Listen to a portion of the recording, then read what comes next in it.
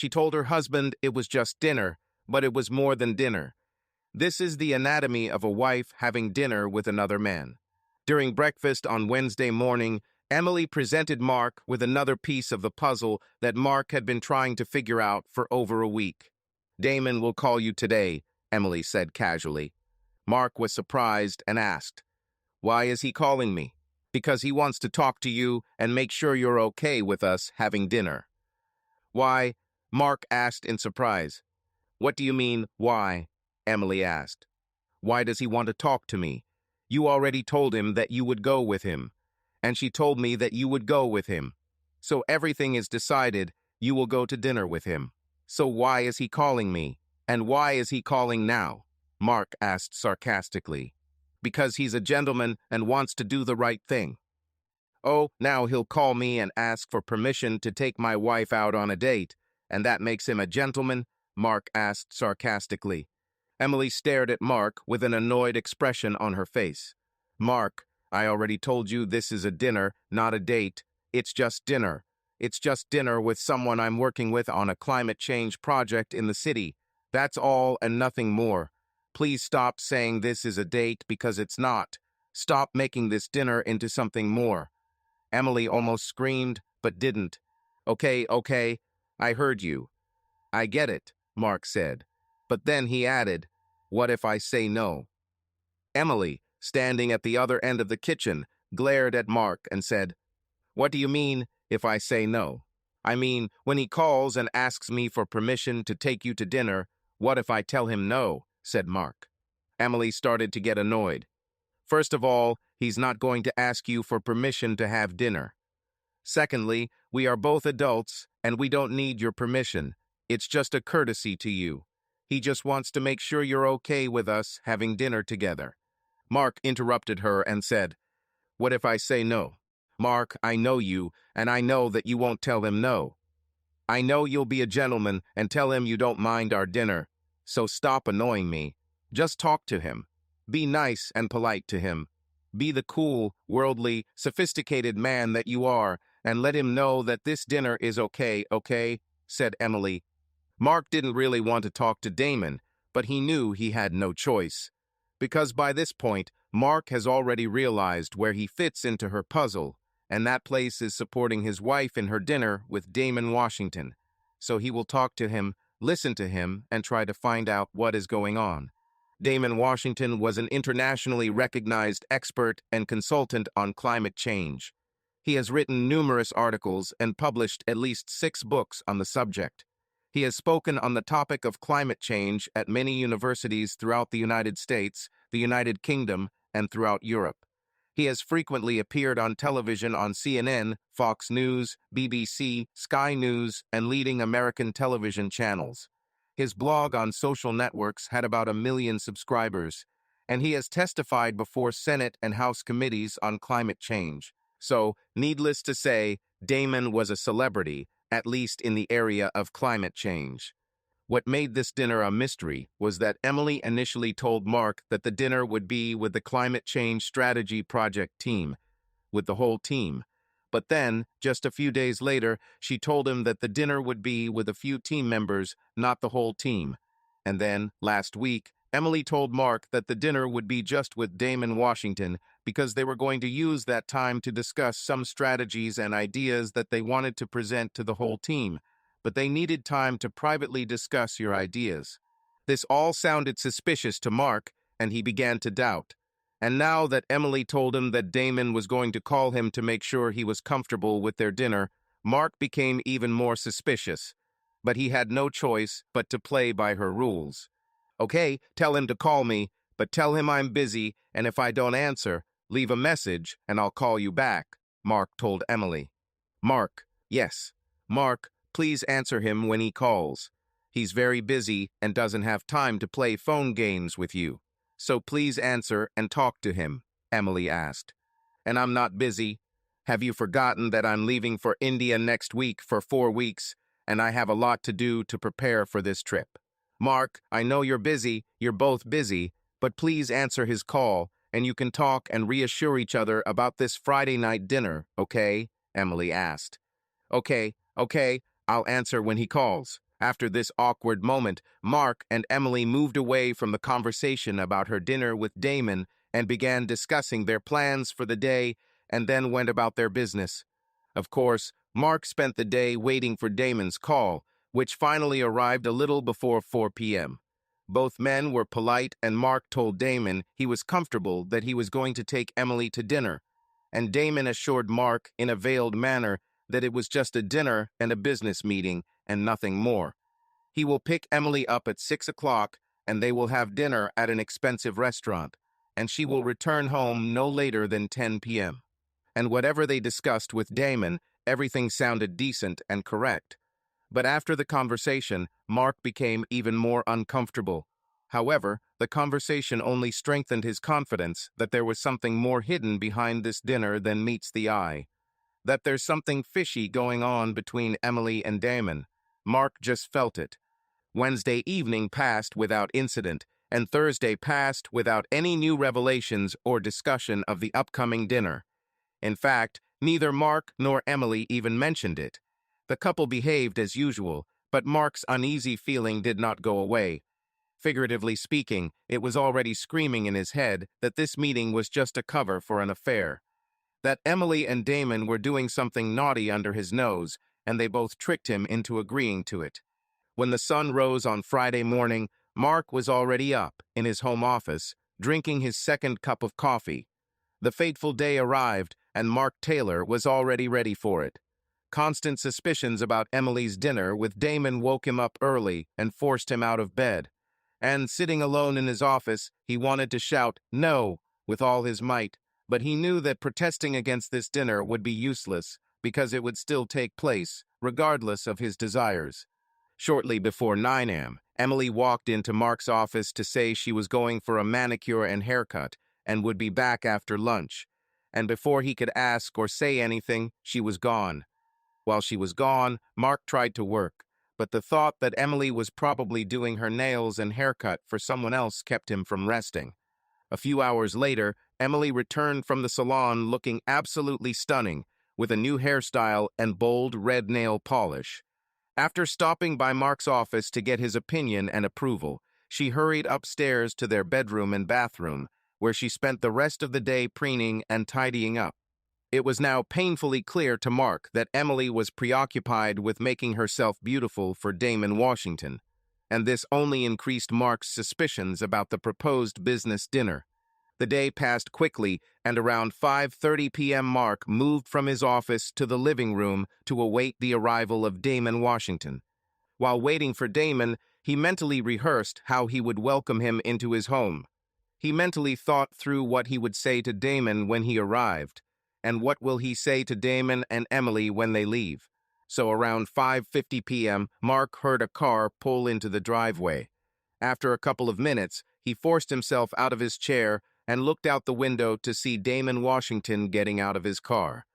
Seeing Damon, Mark prepared himself for the inevitable meeting that was now heading to his front door. Instead of simply opening the door and greeting Damon, Mark gave him the opportunity to ring the doorbell several times and then knock before finally opening the door and inviting him inside. Mark tried not to make this moment awkward, but it was still awkward. After all, in front of him stood a man who, as Mark believed, was taking his wife on a date, and on a Friday night at that, and he could not stop him without making a terrible scene, which, by the way, he could well have made. Mark Taylor was not a weakling by any means. So, as they say, the men greeted each other warmly because they both knew it was right. None of them wanted conflict. Damon just wanted to take Emily and leave, and Mark just wanted to experience this moment without making a scene. So they were polite. But Mark wasn't being entirely polite because he didn't ask Damon to sit down, but instead left him standing by the door while he went upstairs to get Emily. "Your boyfriend has arrived," he said, entering their bedroom. "Do I look good?" Emily asked her husband. The truth was that Emily looked amazing. Her perfectly styled long blonde hair lay seductively over her shoulders and around her face, giving her a glamorous, attractive, and mysterious look. Mark looked at her and asked, "Is this a new dress?" Emily reluctantly admitted, "Yes. And the shoes, are they new too?"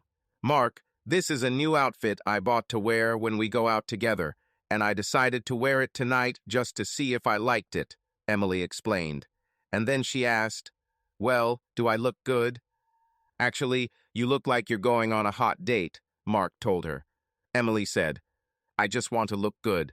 "You look good, but also very sexy." Emily did not respond to this comment. Mark thought for a moment and then asked, "Was that your intention?" "What exactly is my intention?" "Look sexy for this guy," Mark told her in a very deliberate tone. Emily replied, "No, I don't want to look sexy. I just want to look good." "You look very good, but also very sexy. In fact, you look like you dressed up to seduce him," Mark told her. "Mark, stop making things up. We're just two colleagues going out to dinner. It's nothing more than that, and I want to look good. Stop making things up. Get those thoughts out of your head," Emily said. "Well, he's waiting for you, so it's time for you to go. I'll take you downstairs just like your daddy takes you to meet your beau." "Mark, stop it. Stop it immediately. This is not a date. Stop acting like that," Emily scolded him as they began to walk down the stairs. Damon, who was waiting in the hallway, exclaimed, "Damn it, Emily, you look amazing," he said as he watched her walk down the stairs. Emily continued down the stairs, but Mark stopped on the stairs and simply watched the scene unfold below. "Thank you, Damon. You look really good too," Emily said, giving him a friendly hug. Mark considered the hug inappropriate for his colleagues, but what could he possibly know? He didn't understand this whole climate change culture, but it looked suspicious. After the three of them exchanged a few pleasantries, they walked out to Damon's car together. Being the gentleman he is, Damon opened the car door for Emily, and she sat in the passenger seat, showing Mark and Damon a lot of leg and more. Mark was stunned by the sight of Emily in stockings and panties, and at that moment he wanted to intervene and stop her from going to dinner, but he didn't. He didn't want to make a scene, and he didn't want to embarrass Emily, and he didn't want to create a problem between himself and Damon. But what he did was walk with Damon to the driver's door and tell him straight out, "Don't make this dinner a situation you'll regret." Somewhat stunned, Damon simply looked Mark in the eyes and said, "We're just going to have dinner and discuss our project, that's all. There will be no situation, and there will be no reason for regret." "We'll see," Mark answered with a cynical intonation. Damon was taken aback by Mark's attitude, but brushed it off and said, "It's time for us to go." He opened the car door and sat in the driver's seat. Mark stood in the driveway and watched them drive away. Once they were out of sight, Mark returned to the house and tried to get some work done to take his mind off the thought of Emily being somewhere with Damon. But it didn't work. He couldn't get Emily's impulsive action of showing off all she could in stockings and panties out of his head, and he couldn't stop thinking about what she might be doing to Damon. And with these thoughts, he had a painful evening that dragged on endlessly while he waited for them to return from dinner. By 10 p.m., Mark began to get nervous. He hoped that Emily would already be home, but this did not happen. Now he expected to hear Damon's car pull into the driveway at any moment, but this did not happen. And when it was already 10:30 and Emily was still not home, Mark felt a mixture of anxiety, resentment, and anger. Anger was increasingly taking over anxiety and resentment. Instead of trying to find her, calling or texting her, he decided to wait and see how this evening would ultimately end. Because he knew that one way or another everything would be resolved, and he was ready for any outcome. When 11 p.m. arrived and Emily was still not home, and there was no call or message from her, Mark decided to go to bed. He was stressed and mentally exhausted because of this situation Emily had gotten him into. He lay down in bed, but for almost an hour he tossed and turned from side to side. And then, around midnight, finally calming down, he dozed off. He had been asleep for about 2 hours when he was suddenly awakened by car headlights, which illuminated the bedroom as the car pulled into the driveway. Emily is finally back. Mark woke up fully and then asked the Amazon Alexa device, "Alexa, what time is it?" "It's 2:21 am," Alexa said. "Damn it, this is some kind of nonsense," Mark shouted. He didn't get up, but stayed in bed and listened to the sounds of Emily and Damon's voices coming from the driveway below the bedroom window. Then he heard the front door open and close. Around the same time, a car door slammed, and a few moments later the car's headlights illuminated the bedroom, and then it was plunged into darkness. Damon dropped Emily off and left. He didn't stick around to explain to Mark why they had returned so late from dinner. Emily was left alone to face Mark's wrath, so all of Damon's gentlemanly behavior was worthless. And as Mark listened to the sounds of Damon's car driving away, he heard Emily walk up the stairs and then quietly and carefully enter their bedroom. "Emily," Mark said in a calm but firm tone. Emily shuddered and said with alarm in her voice, "Oh, Mark, I'm sorry. I didn't want to wake you up. Sorry it's so late. What time is it?" Mark asked her calmly. "It's already late. Go to bed." "I'll go to bed now," Emily answered nervously, heading to the bathroom. "Alexa, what time is it now?" Mark asked the device again. "It's 2:27 am," Alexa announced loudly. Mark heard Emily mutter, "Oh my God." A few minutes later, Emily returned to bed and snuggled up to Mark. Mark asked the device again for the current time. "Alexa, what time is it?" "It's 2:34 am," Alexa answered. A heavy silence hung in the bedroom, which was soon broken by Emily's sobs. "Mark, I'm sorry. We were so carried away by the conversation that time flew by, and we did not notice how it became so late. Please don't be angry. Please don't be mad at me and Damon. We didn't want to stay that long. It just happened. Please, Mark, understand," Emily begged, crying. "Go to sleep, it's late. We'll talk in the morning," Mark said, turning his back to her and contemplating her return home at almost 2:30 in the morning. Of course, Mark doubted her words. He couldn't understand what they could possibly be discussing that had kept them until so late. It didn't feel right to him. And of course, he was suspicious. But at that moment, Mark didn't know what to think. However, as he lay in bed next to his wife, it didn't take him long to come to a conclusion, because he smelled a scent that suggested more than just a conversation had happened between Emily and Damon. It was the scent of Acqua di Gio by Armani. Mark knew this scent very well because one of the magazine editors he worked with used Acqua di Gio. He smelled it when Damon came for Emily, and now he smelled it in his bed, and the smell was strong, coming from the body lying next to him. Mark knew that Acqua di Gio could not have gotten onto Emily's body simply because they were sitting at the same table and talking. No, Acqua di Gio came into contact with her body through direct skin-to-skin contact. It was obvious that Emily wasn't telling the truth. There was more going on between her and Damon than just dinner and conversation. They were together. Mark's suspicions were justified. Eventually, Mark fell asleep again. But at dawn, he woke up and was ready to get up. Before getting out of bed, he sniffed Emily again, who was fast asleep after her night with Damon, and confirmed that the scent of Acqua di Gio was coming from her. There could be no mistake, Emily and Damon were intimate. Now Mark knew almost exactly what happened last night. With this thought, he got up, got dressed, left the house and left. He didn't care where to go, as long as he was away from Emily. After about an hour of aimless driving, Mark stopped at a Waffle House restaurant for breakfast, and over his scramble, bacon, hash browns, toast, and coffee, Mark put all the pieces of the puzzle together. And what stood out most clearly was that the person he considered his loving and devoted wife turned out to be a traitor. He saw it clearly now. Emily had betrayed him with intent and purpose to have an affair with Damon. She tricked him, lied to him, deceived him, and humiliated him. She did all this to sleep with that guy, Mark thought. Crap. Now that he saw the whole picture, Mark wanted to confront Emily with her dirty truth. He wanted all this betrayal to come out. He paid for breakfast and went home. When he returned home, he found Emily sitting at the kitchen table, drinking a cup of coffee and looking depressed. She looked disheveled. Mark poured himself a cup of coffee and sat down at the table opposite her. Neither Mark nor Emily said a word for a couple of minutes. Emily couldn't even look at Mark. She just stared at her cup. But then Mark broke the silence by asking, "Well, Emily, do you want to talk about it?"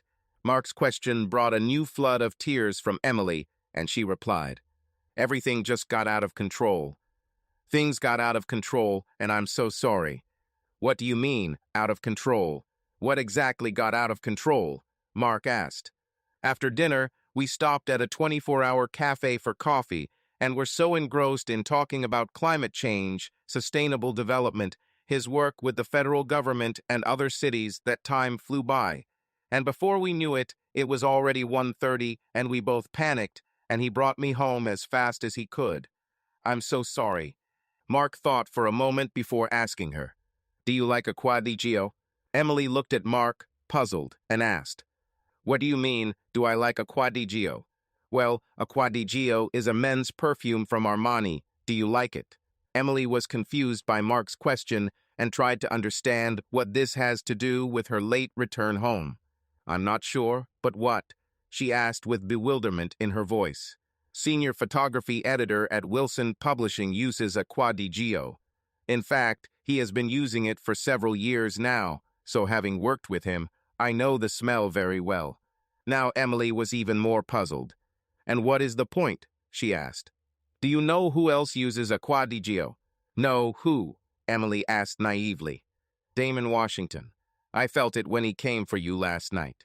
Emily began to remember, and the realization that this was a trap conversation came over her. She remembered seeing a bottle of a quadriggio in Damon's bathroom and thinking he smelled really good. She remembered Damon returning to bed from the bathroom, his scent even more noticeable as he had refreshed his perfume. His scent was on his hands. Of course, now this smell was on her body. Emily sat silently and waited for the hammer to sound, because she knew what would happen next. "Last night, when you went to bed, you smelled like a quadriggio. I thought about it for a while, but lying next to you, I realized that such a strong smell could not come from just a handshake. So this morning, while you were sleeping after your date, I smelled you again and confirmed that the quadriggio scent was all over your body." "No, no, no," Emily screamed in her defense. "Yes, Emily, and the aroma of a quadriggio could not have penetrated your body so strongly simply because you were sitting at the same table and discussing climate change in a cafe. You were close." Emily panicked. "Mark, please understand that after dinner everything got out of control." "What exactly got out of control?" Mark asked calmly. "Me and Damon, we lost control of ourselves. We didn't want this, but it happened like this," Emily sobbed.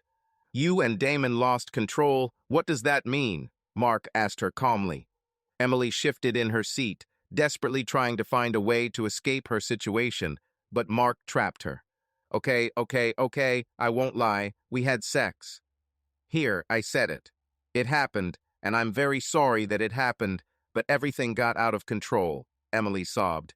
Mark thought for a moment before he said, "No, Emily, nothing got out of control. Everything went as you planned." Emily finally looked up at Mark and asked, "What do you mean? How did I plan this?" "I mean, you agreed to go with him. And on a Friday evening, like on a date. Then you spent the whole day preening for him. And then she dressed as sexy as possible." "No, no, no. This is not true. This is not true," Emily screamed. "Emily, you left the house with the full intention of having sex with Damon." "No, no, no. This is not true. This is not." Mark interrupted her. "Emily, it's true, and you completely ruined our marriage and our relationship." These words angered Emily, and she decided to go on the offensive. "No, Mark, I didn't destroy our marriage, as you say. Yes, I made a terrible mistake. I got caught up in the feeling of being around Damon and lost myself for a moment and made a really bad decision. But this will never happen again. We can get through this if you calm down a little and stop blaming me." Mark interrupted her. "For a moment? Did you lose yourself for a moment? It lasted over 8 hours. This is not true," Emily sobbed. "It's true, Emily. You left with him at 6 o'clock in the evening and returned home at almost 2:30 in the morning. That's more than 8 hours, and you spent the whole day preparing to meet him. Moreover, I know that you have been planning this evening for several days." Emily interrupted him. I already said that I got carried away and everything got out of control, Emily screamed. Mark gathered his thoughts and told her, Emily, I don't believe you. I don't believe it's out of control, and I don't believe it just happened. But I believe you planned it all. No, no, no, I didn't plan this, it just happened. Everything got out of control. You have to believe me, Emily screamed. Emily, I don't believe you. I believe that when you walked out of here with Damon, you already knew you were going to have sex. The whole purpose of the dinner was to trick me. Emily shook her head from side to side, indicating that Mark's words were not true. Emily wanted to avoid further accusations and decided to shift the conversation to how much she loved Mark. Mark, I love you. I love you more than anything in the world, and I know that you love me. We had a good marriage, and we can get over this and move on with our lives. Mark thought for a few minutes before answering. No, I can't overcome this. What you did to me is too serious to just leave behind. Do you understand that your action was a betrayal? You lied to me, deceived me, and humiliated me. I didn't do this. I didn't do this. I would never do anything like that to you, Emily screamed. Damn it, woman, you did it. You had the nerve to go on a date in front of me. You left me. You left me to sleep with another man.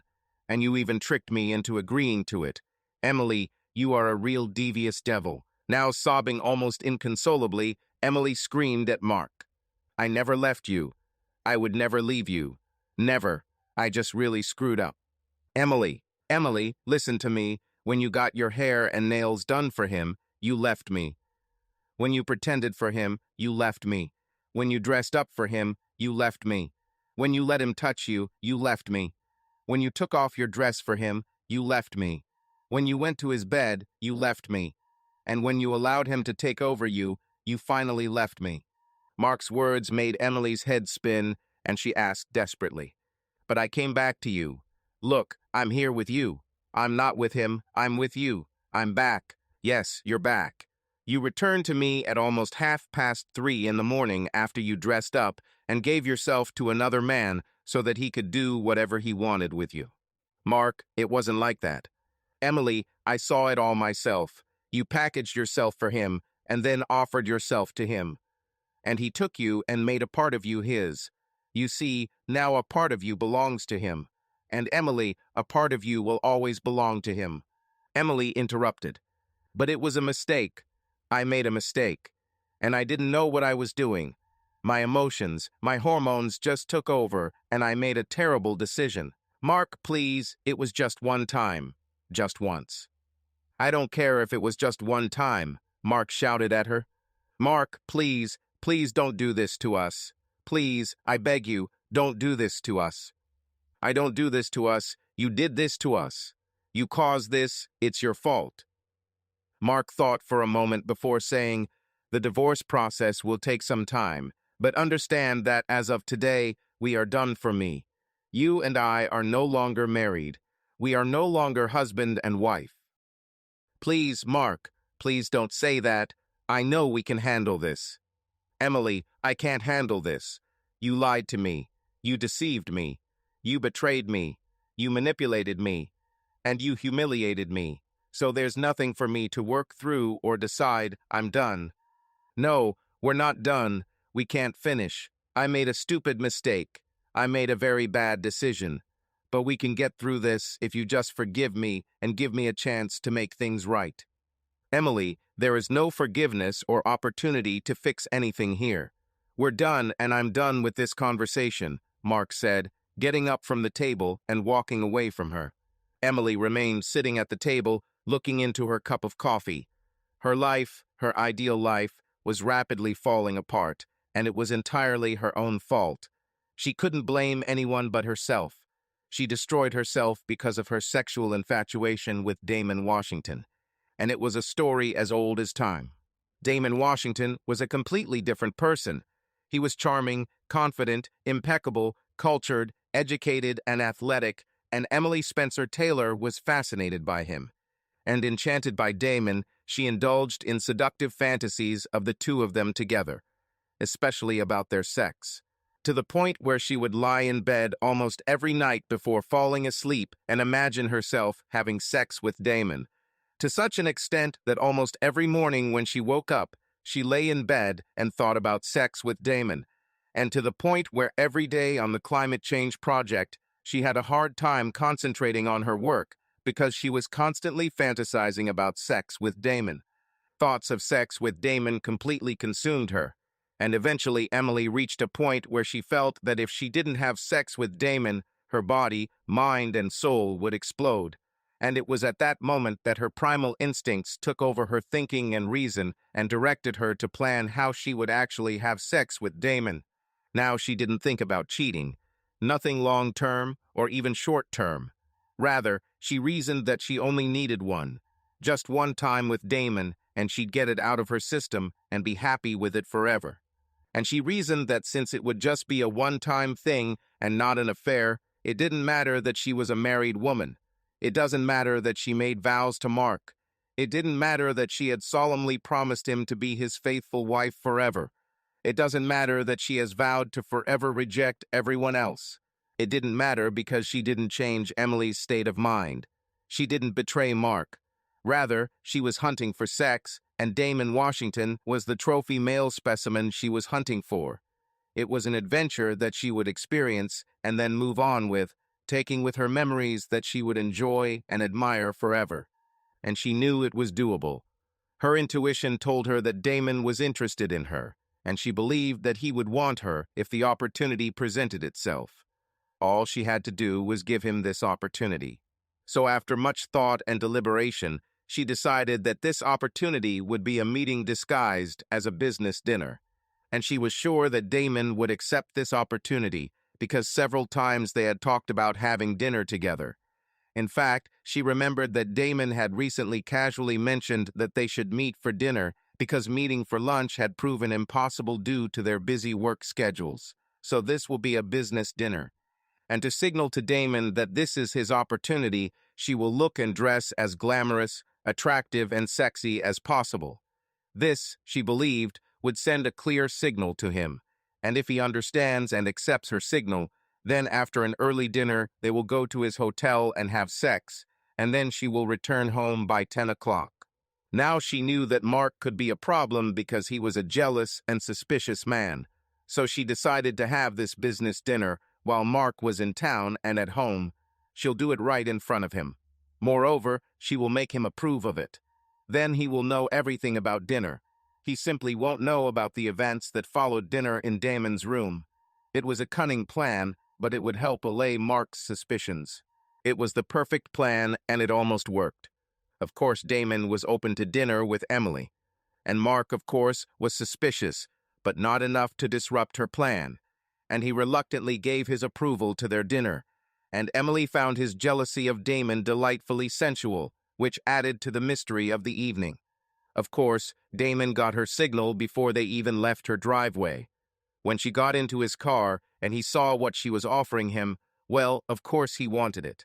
There was no way he could refuse, so they abandoned the plan for an elegant dinner and headed straight to his hotel, where they took full advantage of the opportunity. But this opportunity got out of control. It was perfect, exactly as Emily had fantasized. But when nature took over and Damon woke up to pee a little after 1 a.m., that's when Emily's fantasy turned into a nightmare from hell. And realizing what they had done, Emily found herself in a state of complete despair, and Damon just wanted to run. But somehow they pulled themselves together and Emily returned home. And then it was Saturday morning, the morning after, and Emily and Mark had just sorted things out, and now she realized how badly she'd screwed up.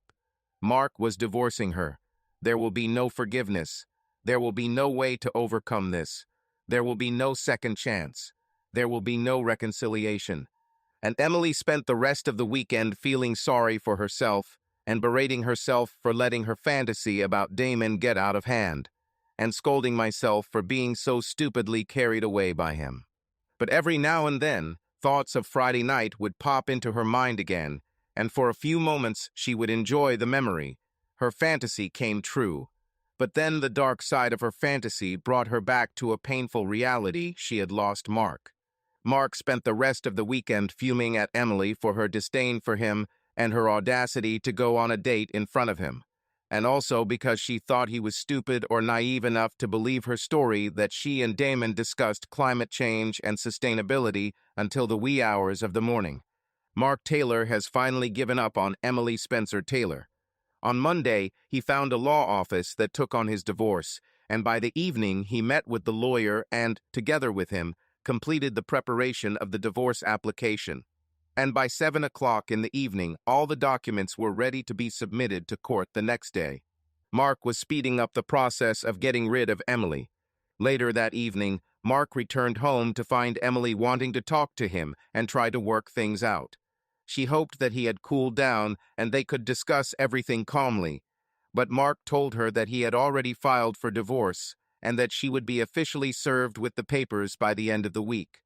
Moreover, he told her that he filed for divorce due to guilt due to her infidelity. Hearing this, Emily experienced an emotional collapse. Unfortunately, Mark didn't want to deal with her, so he called her family and a few close friends, explained to them what happened, and asked them to come and support her. And when Emily's family and friends began to arrive, Mark left the house and did not return for several hours. The next day, Mark spent most of the day talking to Emily's family and friends, who tried to convince him to forgive her, work things out, and save their marriage. But Mark didn't want to hear anything, and by Tuesday evening, everyone in their circle of family and friends knew that Mark and Emily's relationship and marriage were beyond salvage. Damon Washington called Mark on Wednesday morning, and to his surprise, Mark answered the phone. "Mark, this is Damon Washington. Thanks for picking up." "What the hell do you want, Damon?" "I want to talk to you about Friday night." With disgust in his voice, Mark asked him, "What do you want to talk about, Damon?" Damon spoke slowly and deliberately. "Well, Friday night didn't go as I told you it would, and I imagine you're upset." "Upset? Do you think I'm upset?" Mark said with a raised and indignant tone. "You pick up my wife on the pretext of dinner, but instead you take her to your hotel and have sex until the early hours of the morning, and then bring her back to me, soaked in your cologne, and you think I'm upset?" "Mark, after I took her, things got out of control, and that's why I'm calling, because we need to talk." "Okay, speak up, I'm listening," Mark told him. "No, this is a conversation that needs to be had face-to-face, not over the phone." The thought of coming face-to-face with Damon stunned Mark for a moment. "Wow, do you really want to meet me face-to-face?" "Yes, and the sooner we meet, the better." Mark couldn't believe Damon wanted to talk to him, let alone meet him face-to-face. "Okay, but doesn't it seem strange, or even absurd to you, to meet the husband of the woman you had sex with?" Damon thought for a moment before saying, "Yeah, I guess, but it's what I need to do, and you need to hear what I have to say." Mark asked him, "Aren't you afraid that I might do something to you, like beat you to a pulp?" Damon thought about what Mark had just asked before saying, "Well, I think I deserve whatever you can do to me, but I'm willing to take the risk and hope we can be civil." Mark thought it was too strange, but decided to agree. So he asked Damon, "Okay, is 3 o'clock this afternoon okay for you?"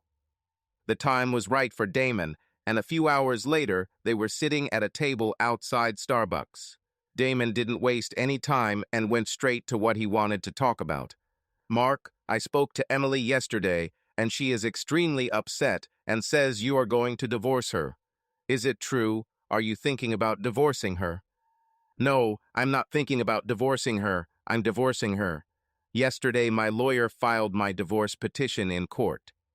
"No, no, man, you can't do this. You can't do this," Damon said with a desperate tone. "What do you mean I can't do it?" "Because it's wrong. It's just wrong," Damon replied. "Why is this wrong?"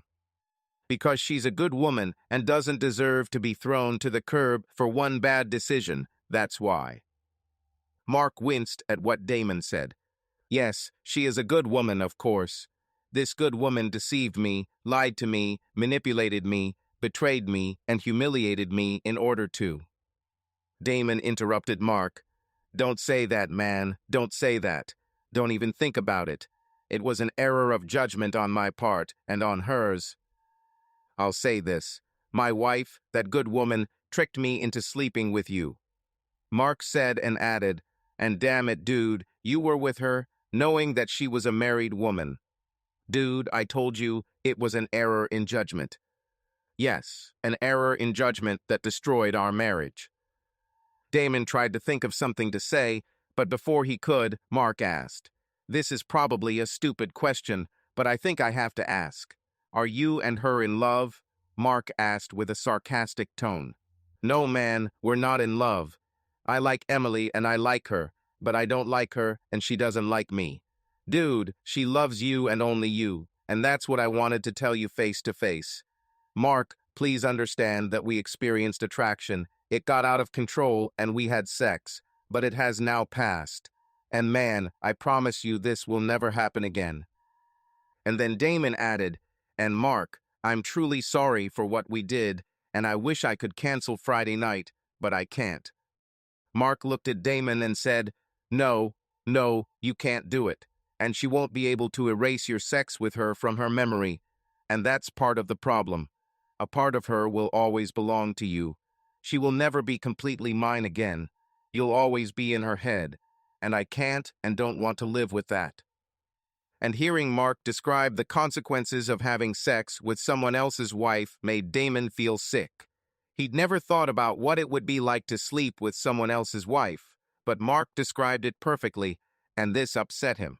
But before Damon could say anything, Mark took a deep breath and continued, "And the other part of the problem is that she can't undo all the crap she did to me to get to you, and that's why I'm divorcing her." "Crap," Damon exclaimed, which attracted the attention of several Starbucks customers. After Damon's outburst, there was dead silence at the table. Mark mused to himself as Damon waited to see what would happen next.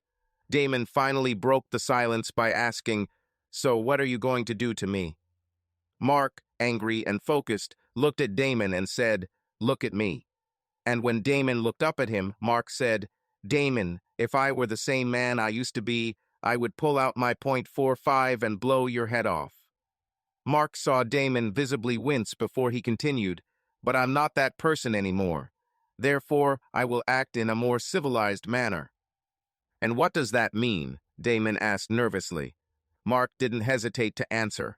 "We don't have a legal separation law in our state, so I can't get you involved in a divorce case.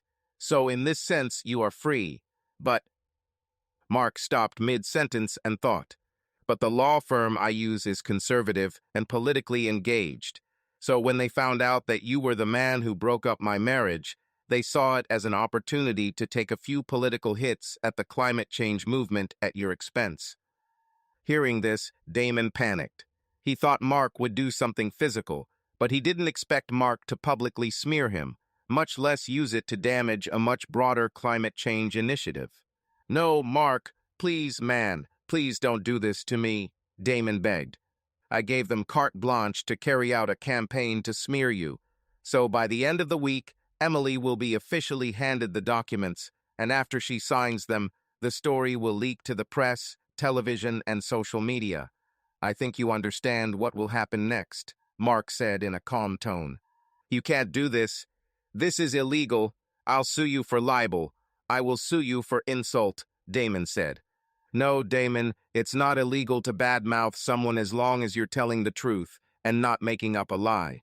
And that's exactly what they will do. They will tell the truth. The truth that you slept with a married woman and ruined her marriage. This is the story they will tell, and then the court of public opinion will decide, and the conservative media and politicians will have the opportunity to use you and Emily to their advantage." Hearing this, Damon almost went into shock, as he was already imagining the consequences of the conservative media finding out about his affair with a married woman, which led to the end of her marriage. "You will destroy me. You will destroy my reputation. You will destroy my work," Damon exclaimed. "It's a little dramatic. I don't think you will be destroyed, but your reputation will definitely suffer. And the conservatives are definitely using you and Emily to hit the climate change movement," Mark said. "But you understand that this will destroy Emily too?" Damon asked. Of course I know it will destroy her. And you don't care? Damon asked. Why should I care? When you two spent the whole night in your room, did you think about me? Damon didn't answer. Well, have you thought? Mark, it wasn't about you, it was about us. But then Damon added, and we didn't think you'd find out. Well, you both screwed up, and I found out. Mark got angry again. I found out, damn it, damn you both, I found out. Mark almost shouted, but remembering that he was in a public place, he restrained himself and did not raise his voice.